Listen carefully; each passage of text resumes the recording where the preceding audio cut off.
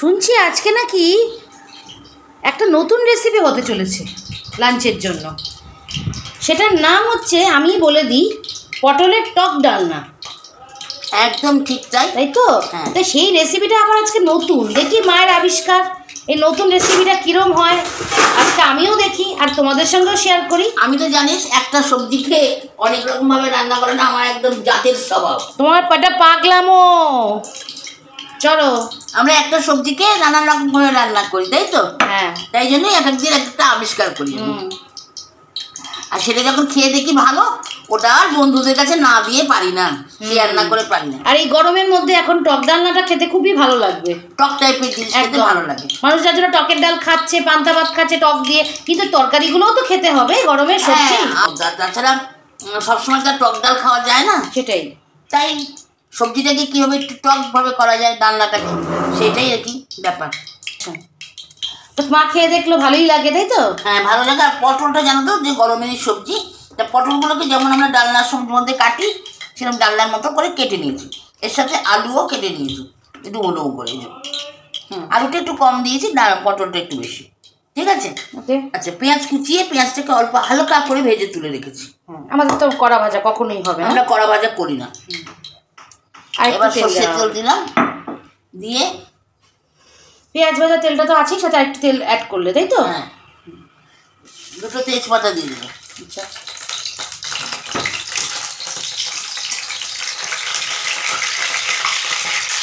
আমরা এর মধ্যে কোনো ফোড়ন দেবো না, তেজপাতা ফোড়ন দিয়ে এবার পটলগুলো দিয়ে দেবো। তো দেখো পটলগুলো দেওয়া হয়েছে, আলুগুলো কিন্তু এখনো রয়ে গেছে এখানে। হ্যাঁ, আগে পটলগুলোকে একটু ভেজে নেবো। আচ্ছা, পটল ভাজতে গেলে জানো তো পটলে একটু হলুদ দিতে হয়, আমি সেই হলুদটা দিয়ে দিলাম। একদম রান্নার যেমন হলুদ দেবো সেই হলুদটাই দিয়ে দেবো একবারে। আচ্ছা, নুন দেওয়া হবে কি? হ্যাঁ, দেবো। নুনে একটু জল ছাড়ে। আচ্ছা, এই নুনটা এখন একটু পরে দেবো না, একটু পরে দেবো, তাহলে ভাজাটা তাড়াতাড়ি হবে। একটুখানি আগে একটু হালকা ফ্রাই হয়ে যাক, তারপরে নুনটা দেওয়া হবে। পটল ভাজা হয়ে এসছে, এবার এর মধ্যে আলুগুলো দিয়ে দেবো। পরিমাণ মতো নুন দিয়ে দিলাম,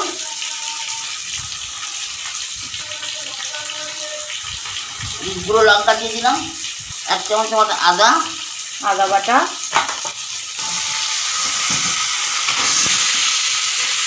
আর আমাদের মধ্যে চিনি যাচ্ছে। এবার একটু নাড়ানো হবে। এখানে দেখো টক দই নেওয়া হয়েছে। কতটুকুর মতো নিয়েছো? এটা 100-র মতো। তো এখানে নাড়ানো ঠাড়ানো চলছে। তো আসলে এটা কষিয়ে নিচ্ছি। হ্যাঁ, মশলাগুলো দেওয়া হলো, ওগুলো একটু কষাতেই হবে। এবার দিয়ে দেবো এই টক দইটা।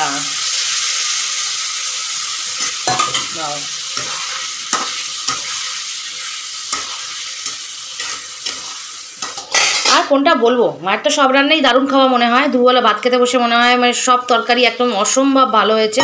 তোমাদের সঙ্গে রেসিপিগুলো শেয়ার করি, তোমরাও করে খেয়ে দেখো, সত্যিই ভালো লাগবে। এবার জল দিয়ে দিতে হবে, তাই তো? এইবারে ফুটুক, একটু ডোবে ডোবে মতন জল দিয়ে দেবে।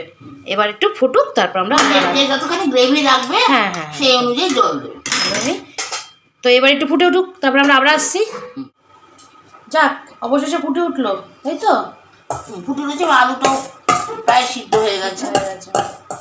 এবার দিয়ে দেবো পেঁয়াজ ভাজাগুলো। হালকা করে ভেজে রাখায় পেঁয়াজগুলো দিয়ে দেওয়া হচ্ছে। আর দিয়ে দেবো জিরের গুঁড়ো। এটা হচ্ছে গোটা জিরে, আমি গুঁড়ো করে রেখেছি নিজে।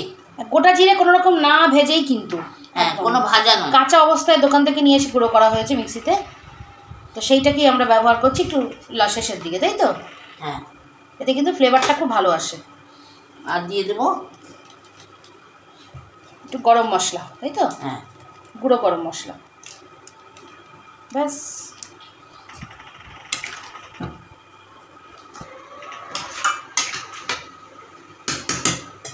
এখন কি করা হবে? গন্ধটা খুব সুন্দর বেরোচ্ছে বন্ধুরা। তো এখন এটা চাপা দিয়ে রাখা হবে। এবারে এটা একবার ফুটে উঠবে, তারপরে আমরা নামাবো, তাই তো? এটা একটু ঝোলঝোলি থাকবে, তাই তো? হ্যাঁ, একটু ঝোল রাখবে। ঠিক আছে, এটা তো ডাল না, কাজে একটু ঝোল তো থাকতেই হবে। তো চলো আমরা একটু ফুটে উঠুক, তারপর আমরা আবার আসছি। তো বন্ধুরা, তৈরি হয়ে গেছে আমাদের পটলের টক ডালনা, তাই তো? তাই জন্য নামিয়েও ফেলেছে।